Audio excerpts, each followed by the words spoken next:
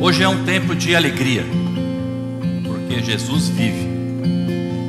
Na morte e na ressurreição de Cristo, nós temos assim o ápice da salvação da humanidade, o ápice da demonstração do amor de Deus por nós.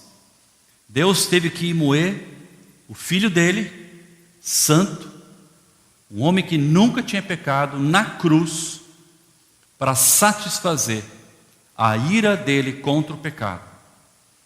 A ofensa nossa diante de um Deus tão santo era tão grande que precisou o Filho do próprio Deus morrer por nós. Não havia nada que nós pudéssemos fazer para alcançar a salvação. Jesus morreu na cruz, a Bíblia diz, para a salvação de todos os que creem.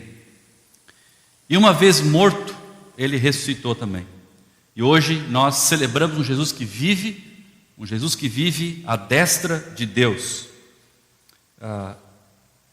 Você acho que já deve ter ouvido falar de ressurreição.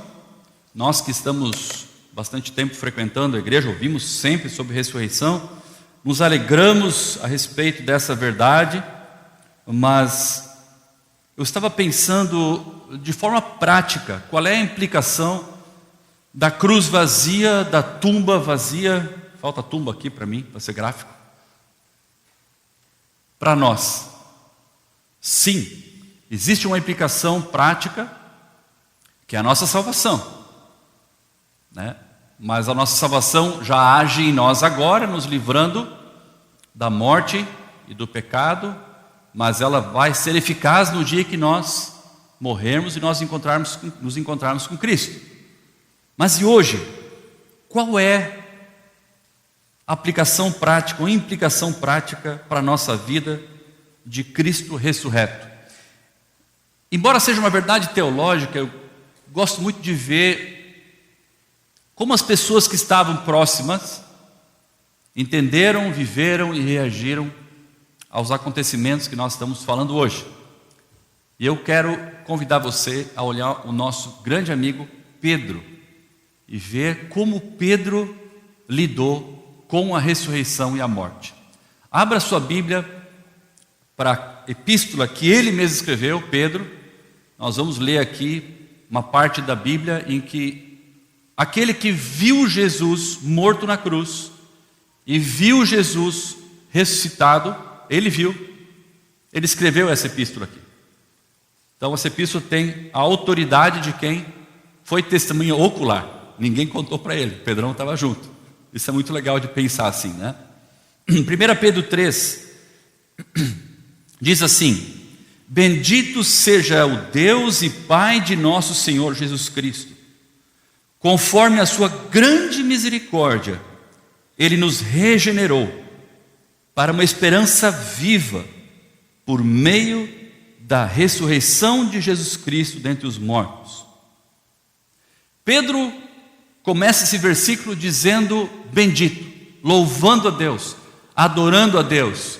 Nós vemos um Pedro aqui animado, um Pedro que fala na epístola dele cheio de esperança, um sujeito que traz uma mensagem para nós de alegria, de esperança.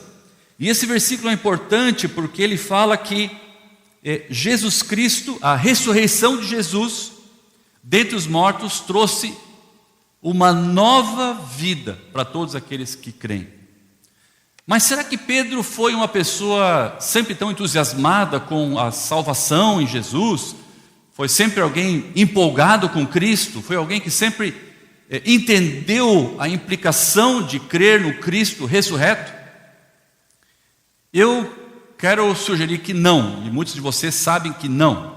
Então vamos olhar um pouquinho para a vida de Pedro e vamos talvez tirar dali algumas lições para a nossa vida.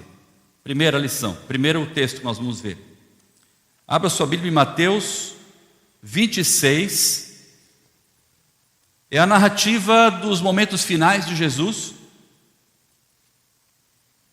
Deixa o teu dedinho marcado em 1 Pedro 3, depois nós vamos comentar um pouquinho mais sobre isso. Mateus 26.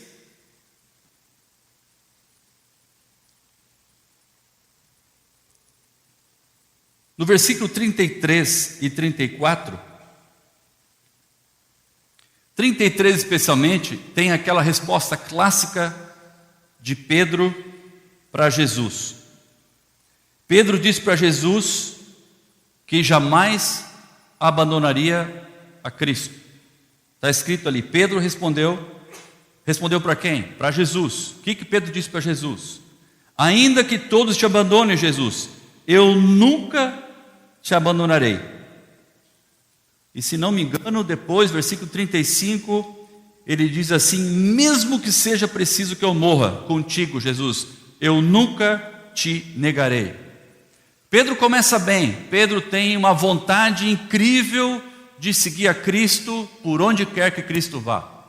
Pedro começa muito forte, falando isso para Jesus, e os discípulos estão ouvindo o que ele pretende fazer. Um homem que está convicto.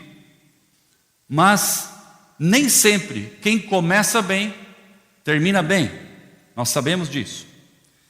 Observe comigo no mesmo capítulo, o versículo 58. Mateus 26, versículo 58. Jesus estava indo para a cruz. Esse é o contexto aqui. Jesus, no versículo 58, está sendo julgado diante do Sinédrio. O que acontece com Pedro nesse momento? Diz ali a palavra que Pedro seguiu Jesus de longe até o pátio do sumo sacerdote, entrou e sentou-se com os guardas para ver o que aconteceria. A gente percebe que Pedro começou bem e já no segundo momento, no mesmo dia, Pedro já estava se afastando um pouquinho. A Bíblia diz que ele observava de longe e ele estava tentando entender o que aconteceria. Aquela decisão potente dele, forte dele de dizer: eu vou onde o Senhor for. Se eu precisar morrer, eu morro também, mas não largo o Senhor, Jesus. Eu te amo de coração. A gente já vê um cenário um pouco diferente aqui. Ele está de longe, talvez no meio da multidão, observando ali e tal. E nós sabemos que a história continua, versículo 74, onde Pedro então responde dizendo que não conhece Jesus, e Pedro então nega que conhecia Jesus diante das pessoas que haviam perguntado para ele. Esse Pedro que nós lemos inicialmente na epístola de 1 Pedro, versículo 3, bendito seja o Deus, e essa alegria toda, Jesus está ressurreto, é um Pedro diferente aqui. Aqui a gente vê um Pedro que começou bem, vamos ver um Pedro que começa a se intimidar, a ficar preocupado, a dar alguns passos para trás, e depois, talvez o medo, talvez a incerteza, talvez a valorização dele mesmo acima do que Cristo fez com que ele desse um passo para trás e dissesse: não, eu não conheço Jesus, eu não sei quem ele é. Essa história é uma história de alguém que andou com Cristo, e eu acho muito poderosa a identificação desse homem com a nossa própria vida. Essa história é da gente, de começar bem, de tomar propósitos, de desanimar no meio do caminho, depois, quem sabe, até você já disse, como Pedro: eu não sei quem é Jesus, não conheço Jesus. Mas tem uma passagem em Mateus 26, um versículo que é dito por Jesus, que talvez traga um pouco de luz sobre o que estava acontecendo nesse momento. Acompanhe comigo ali, no versículo 38, Jesus está no Getsêmani. Jesus, sabendo que teria grandes desafios pela frente, que a cruz estava esperando por ele tinha convicção disso. O que ia acontecer com Cristo, com Jesus, era claro para ele. Não era tão claro para os discípulos, embora Jesus tivesse dito várias vezes para eles. Então Jesus sai com 3 dos discípulos mais queridos dele, Pedro, Tiago e João. Jesus sai para o jardim do Getsêmani, e ali ele pretende ter um tempo de oração. Ele pretende se preparar para os desafios que ele teria pela frente, que eram desafios tremendos. E ele leva esses 3 homens com ele. E ele diz para os homens: olha, vocês fiquem orando aqui, eu vou dar uma saidinha para lá porque eu quero orar sozinho.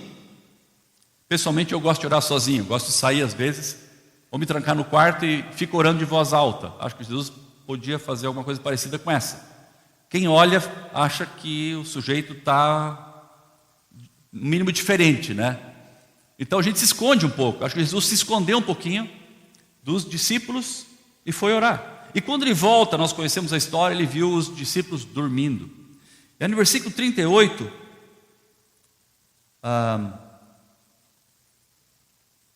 não é 38, é 44, Jesus diz assim: vigiem e orem, para que não caiam em tentação. E o destaque meu é: o espírito está pronto, mas a carne é fraca.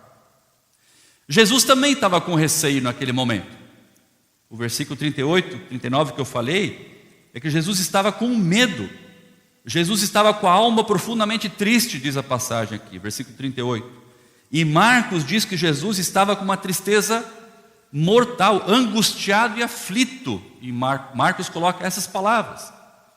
Era um momento de grandes desafios na vida de Jesus, mas certamente desafios bem menores os discípulos também tinham em frente.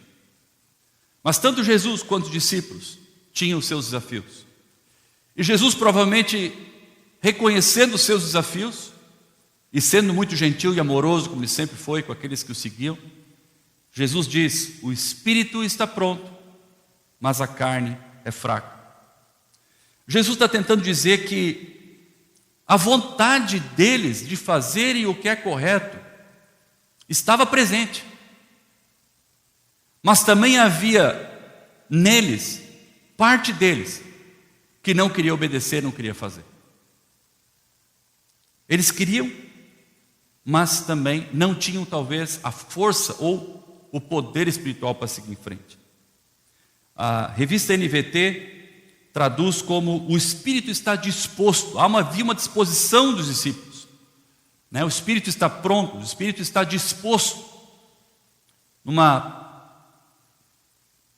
tradução mais parafraseada, diz assim: uma parte de vocês está disposta para fazer qualquer coisa para Deus, mas outra parte de vocês simplesmente não reage. Eu gostei muito dessa maneira como escreveu, porque me descreve muito. Eu sei o que eu tenho que fazer, então eu estou disposto a seguir a Cristo, eu estou disposto a obedecer a Deus, eu estou disposto a fazer aquilo que eu sei que a palavra diz de mim, mas a outra parte de mim parece que não reage, não funciona. E aí a gente vai desanimando e quem sabe desistindo. Jesus passou por uma situação idêntica no Getsemane, e ele expressou isso para Deus, dizendo: Pai, o que eu tenho pela frente é terrivelmente pesado, afasta de mim esse desafio que eu tenho pela frente, um desafio de derramar o meu sangue. Mas ele concluiu a oração dizendo: mas que a minha vontade, que como ser humano é um pouco confusa, não seja feita, mas a tua vontade seja feita. Jesus conseguiu nos mostrar que o desafio era grande, mas havia uma disposição total da parte de Jesus para fazer a vontade do Pai. Uma vontade entregue, rendida a Deus. Não havia dúvida da dificuldade, mas não havia uma dúvida sequer em Jesus, de cumprir aquilo que Deus tinha proposto para ele. Jesus obedeceu até o fim. Pedro fugiu da raia, se escondeu. Então Jesus identifica, na minha visão, uma luta que todos nós lutamos. Uma batalha que está dentro da gente, entre o querer e a fraqueza do fazer.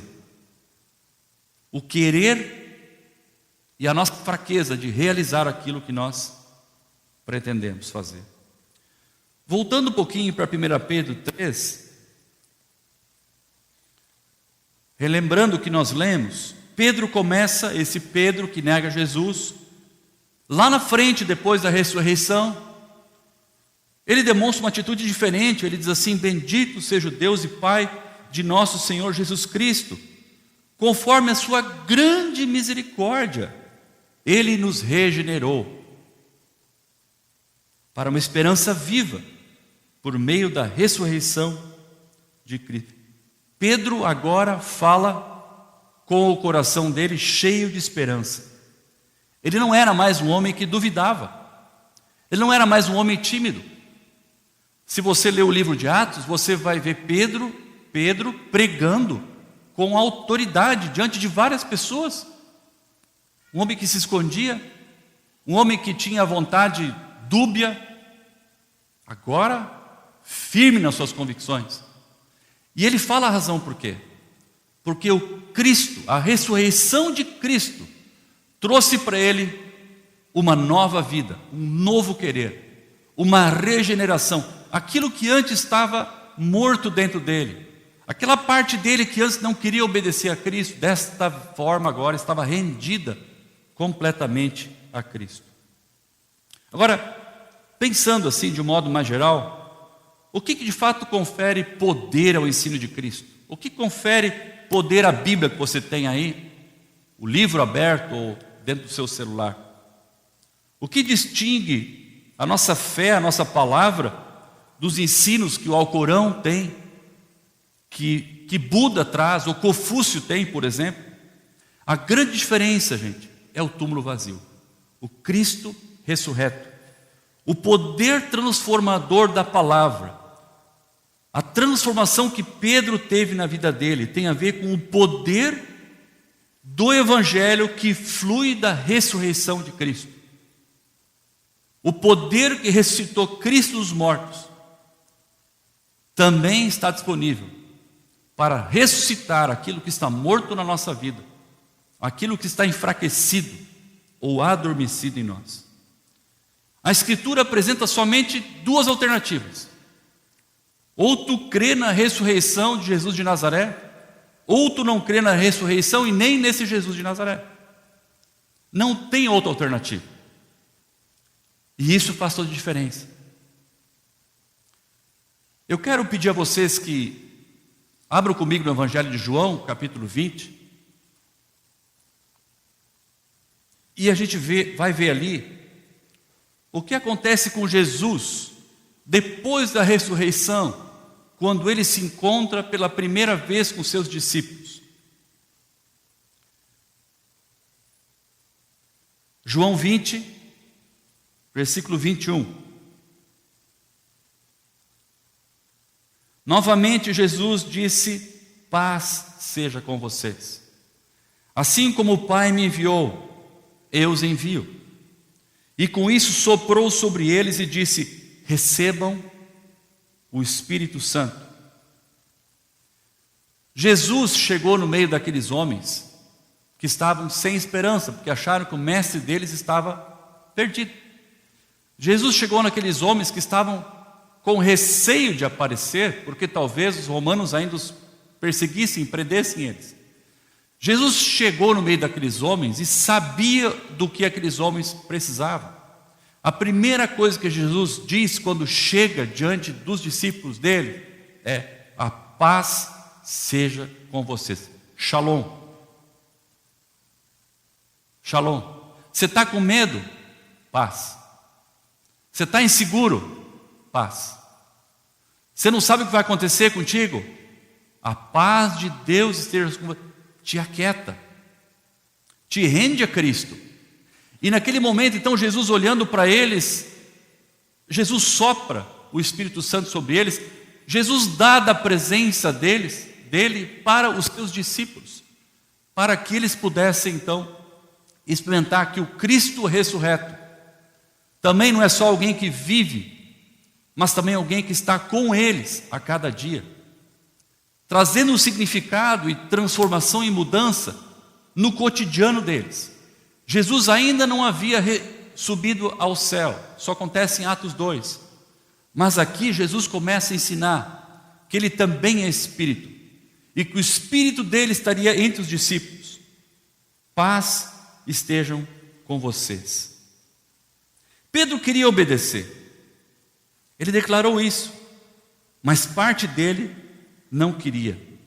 A nossa vontade, gente, de fazer aquilo que Cristo manda, era de certa forma limitada, mas com o poder ilimitado de Cristo, do Cristo que vive, nós podemos encarar quaisquer desafios da nossa vida. Então, o que eu quero mostrar para nós hoje é que Cristo ressurreto, a cruz vazia e a tumba vazia, não só trouxeram salvação para todos os que creem, e aleluia por isso. Eu tenho paz no meu coração, que se eu parar de respirar agora, o Senhor vai estar comigo. Não é uma bendita esperança? É uma bendita esperança. Mas ao mesmo tempo, essa esperança não é algo que nós podemos jogar lá na frente, no futuro, dizendo, um dia nós experimentaremos essa esperança na sua plenitude. A esperança que Cristo traz, o Cristo ressurreto traz para nós, é hoje, é agora. E isso, fé em mais ninguém e em mais nada traz para a nossa vida. Porque nós adoramos um Deus vivo. Nossa esperança está inseparavelmente conectada com uma percepção nossa, uma consciência clara nossa de que Jesus vive. Essa letra não é uma letra morta, é uma letra viva. Os princípios e a expressão do coração de Deus nessa palavra são vida para a gente. Não são boas ideias. Se Cristo vive, o Sermão do Monte, que é chamada Constituição do Reino de Deus, é vida para nós e uma coisa rica. Se Jesus não vive, aquilo simplesmente é um tratado bonito de alguém que escreveu filosoficamente quase que perfeito. Perfeito. Muda completamente para nós. Então, a nossa esperança está diretamente relacionada a esse Cristo vive. Agora, como o Espírito do Senhor ressurreto, que dá vida para nós, a vida eterna, se manifesta em dias difíceis da nossa vida, que relação nós podemos ter com a ressurreição de Cristo, com a nossa salvação e os desafios que nós temos na nossa vida? Me parece que Pedro está querendo mostrar isso para a gente. E eu quero sugerir também que Paulo mostra isso para a gente. Abra sua Bíblia em Efésios 1. Versículo 18 até 20. Efésios 1, a partir do versículo 18. Acompanhe a leitura. Oro também para que os olhos do coração de vocês sejam iluminados, a fim de que vocês conheçam a esperança para a qual Ele os chamou, as riquezas da gloriosa herança dele, de Jesus, nos santos, e a incomparável grandeza do seu poder para conosco, os que cremos, conforme a atuação da sua poderosa força. Este poder, essa força que atua em nós, versículo 20 diz, esse poder Ele exerceu em Cristo, ressuscitando-o dos mortos e fazendo-o assentar à sua direita nas regiões celestiais.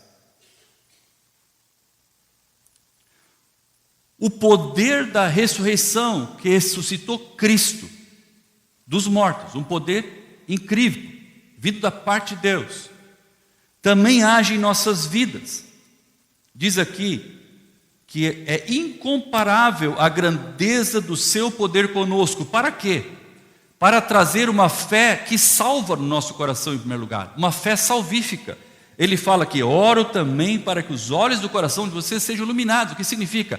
Compreender com o coração. Nosso coração não tem olhos, mas um entendimento espiritual de que, puxa vida, é verdade, Deus é para valer e enviou Jesus para morrer pelos meus pecados e eu sou miserável correndo atrás do quê? Eu preciso de Cristo. Os olhos do nosso coração, em primeiro lugar, precisam ser abertos por Deus para que nós creiamos nessa salvação incrível que Ele tem para nós. E isso é poder, gente. Isso é poder que vem do alto. E não é pouco poder, é poder vindo de Deus para a nossa vida. Agora, de novo, Paulo não está só falando de que esse poder traz conversão. Esse poder também traz transformação. A grandeza incomparável do poder de Deus atuando em nós de forma poderosa, traz uma força poderosa em nós.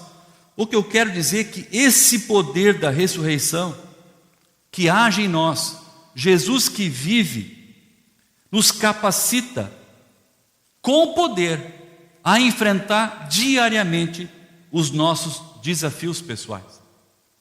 Nós não estamos mais sozinhos. O Espírito do Deus vivo, o Espírito Santo hoje, está conosco. Então eu posso enfrentar minhas emoções confusas, por exemplo. Meu medo, como os discípulos tinham, o pavor que eles tinham de que eles perderam a esperança. Eu não preciso ter medo, porque Jesus está comigo. Eu posso dar um passo de fé, que Ele está comigo. Talvez possa me ajudar a aceitar uma dor que eu tenha, a dor da perda de um filho. Que dor maior há essa do que essa entre nós hoje? Acho que é a maior dor que tem. O poder de Jesus vai me ajudar a enfrentar uma dor, a dor da traição, a dor terrível da traição. Eu posso lidar com ela, porque Jesus está comigo. Eu não tenho força sozinho, com Cristo sim. Por mais difícil que seja, por mais atroz que seja, e durante esse processo de nós enfrentarmos essas dificuldades na nossa vida, nós vamos descobrir a verdade, que Jesus que vive está conosco. De que esse Jesus não é um Jesus que se fala na igreja da Conde só, ou noutra igreja.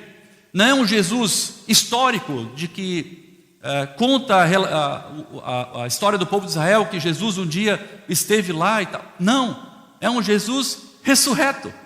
Isso faz toda a diferença. Então nós podemos descobrir que não estamos sós, e que podemos permanecer firmes nessa verdade. E assim que nós experimentamos lidar com nossos desafios, com nossas mazelas, com nossas dores, nós começamos a ser discípulos mais obedientes. Começamos a ter mais plenitude da presença de Deus, porque nós experimentamos a presença dEle e confiamos mais em Cristo do que na nossa habilidade. E desfrutamos dessas riquezas que é a presença bendita de Deus na nossa vida. O pessimismo e a derrota, como nós muitas vezes encaramos nossos desafios, jamais serão frutos de Jesus na nossa vida. Porque se nós estamos lidando com derrotismo diante dos nossos desafios, nós não estamos entendendo ou assimilando completamente na nossa vida, a nossa fé, o poder de Jesus em nós.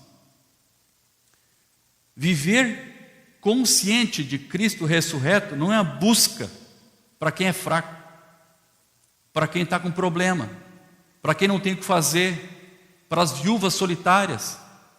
A gente ouve muito isso por aí, né? Ah, tá, a igreja é bom para você. Você vai na igreja lá porque foi por uma doença, né? Ah, você tinha uma necessidade. Não, essa não é, Cristo ressurreto não é uma solução, um band-aid para os nossos problemas, mas é a chave que destranca o segredinho da razão de o porquê nós existimos. Por que nós existimos? A resposta está: meu Jesus vive, e Ele me dá esperança. Porque nem a morte reteve Ele. Ele não vai só me livrar da morte no futuro, da morte espiritual, do inferno, mas vai me livrar de uma vida de derrota, de isolamento espiritual, porque Ele está comigo. Todos os dias, queridos, e o dia todo, nós estamos enfrentando dificuldades que vão nos conformando à imagem de Cristo. Tudo que acontece na nossa vida, tudo que você vive, tudo que você está experimentando, tudo que você já experimentou. Nada pode acontecer fora dos limites do poder de Cristo. Tudo é para Cristo. Colossenses 1,16 fala: todas as coisas foram criadas por Ele e para Ele. Se você é salvo por Ele, você não está sozinho. Tudo que acontece contigo tem a ver com o Espírito Santo trabalhando na sua vida, tirando algumas coisas que não são saudáveis para a sua vida pessoal, para a sua vida familiar, não são saudáveis para a sua vida com Cristo, e você está sendo conformado então à imagem de Cristo. Cristo é nosso irmão mais velho, o nosso modelo de caminhada, aquele que caminhou entre nós e não pecou. Deus deseja que nós sejamos mais e mais parecidos com Ele. Nele, em Cristo, nada do que nós vivemos é relevante, ou nenhum problema é pequeno. Tudo o que nós temos, tudo o que nós vivemos, adquire importância quando nós olhamos pelas lentes de alguém que vê Jesus vivo. Todas as coisas, grandes, pequenas, importantes, sem importância, distantes e próximas, têm seu lugar, seu significado e seu valor. Por meio da nossa união com Cristo, nada é desperdiçado e perdido. Nada foi sem querer na sua vida. Nada foi assim: puxa vida, que descuido, puxa, Deus piscou, Cristo se enganou, houve um deslize. Não, tudo converge para Cristo, por Ele e para Ele. Cristo vive, Cristo vivo, Cristo ressurreto, mexe conosco, transforma a nossa maneira de viver. Eu não sei como é que você está vivendo a sua vida. Eu não sei se você está vivendo sua vida de uma perspectiva de quem está sem esperança. Talvez você esteja cansado de tentar e não conseguir. Cristo tem para você hoje poder para tocar na sua vida e transformar aquilo que está pegando para você. Eu não sei o que é, você sabe o que é, e Deus sabe o que é. Não resista a Cristo, se entregue a Cristo. Cristo é doce. Cristo transforma um coração maluco como o de Pedro, passional, num homem que fala de esperança, num homem que fala com autoridade. As pessoas olham para ele e dizem: esse homem esteve com Jesus, não é aquele que negou? Como esse homem mudou? Você pode ser um desses, eu posso ser um desses também. Quero pedir que você baixe a sua cabeça e que você tenha no coração isso que a palavra está dizendo para você hoje. Cristo ressurreto tem poder não só para salvar você do inferno, mas para transformar a sua vida, transformar o seu relacionamento com o seu cônjuge, seu relacionamento com seus pais, o seu relacionamento com a grande família. Cristo ressurreto pode mudar completamente a perspectiva da sua vida. Senhor Deus e Pai, nós agradecemos porque nós, quando falamos de morte, de ressurreição, quando falamos de Páscoa, nós não estamos falando de ovinho, de coelhinho, nós não estamos falando de símbolos que não representam a realidade, a profundidade, a maravilha do que é a Páscoa, Pai. Quando falamos de Páscoa, nós falamos de um homem santo, Filho do Deus Altíssimo, Jesus Cristo, que carregou sobre ele o meu pecado e morreu em meu lugar na cruz. Mas também falamos de um Deus que vive, que vivo está, e não vive só nos esperando lá no céu, mas Ele vive conosco, Cristo em nós, a esperança da glória. Eu oro por nós aqui, Pai, reunidos nessa manhã, que possamos entender o efeito da ressurreição de Cristo em nossa vida, Pai. Me parece, a começar por mim, que pensei sobre esses aspectos aqui que eu compartilhei, E olhei para o meu coração e percebi que eu tenho muito a aprender e crescer. Me parece que é algo comum entre nós. Podemos todos dizer que o espírito está pronto, mas a carne é fraca. Que há algo em nós querendo te obedecer, mas há uma fraqueza em nós que nos impede de fazer. E por isso nós pedimos em oração, humildemente, que Tu atues com poder sobre nós, Pai, para que tenhamos de Ti o poder necessário para vivermos uma vida poderosa, com o poder que vem do Senhor só. Uma atitude de humildade, com uma atitude de quebrantamento, com uma atitude que diz: Senhor, se não for por Ti, eu jamais conseguirei perdoar. Senhor, se não for por Ti, eu jamais conseguirei vencer o medo. Senhor, se não for por Ti, eu não suportarei o meu colega que de novo está roubando meus projetos da empresa. Senhor, se não for por Ti, eu não conseguiria amar meu pai e minha mãe. Senhor, o Teu poder, Ele se aperfeiçoa na nossa fraqueza.